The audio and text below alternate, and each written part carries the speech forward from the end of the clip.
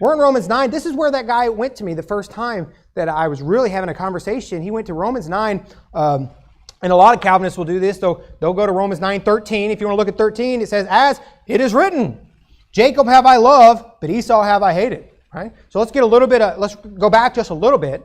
Before we do, actually, let's just start at verse 11. 11 says, for the children being not yet born, neither having done any good or evil, that the purpose of God according to the election might stand, or according to election might stand, not of works, but of him that calleth.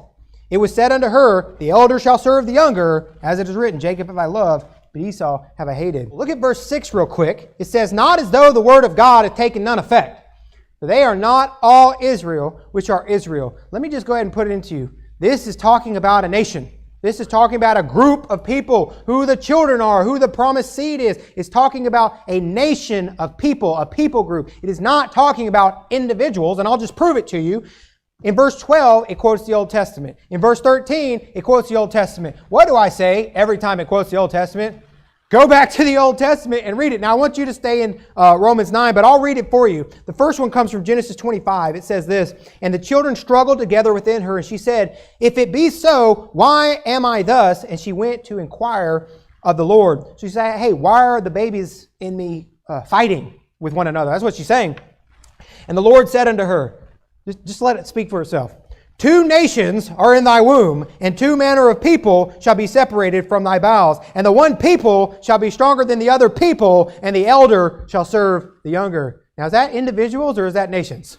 It's nations. Now, let's go to the second one. That's in Malachi 1. It says this. It says, the burden of the word of the Lord to Israel by Malachi. So who's he talking to? He's talking to the nation of Israel. I have loved you, saith the Lord, yet ye say, that's plural, wherein hast thou loved us? That's plural.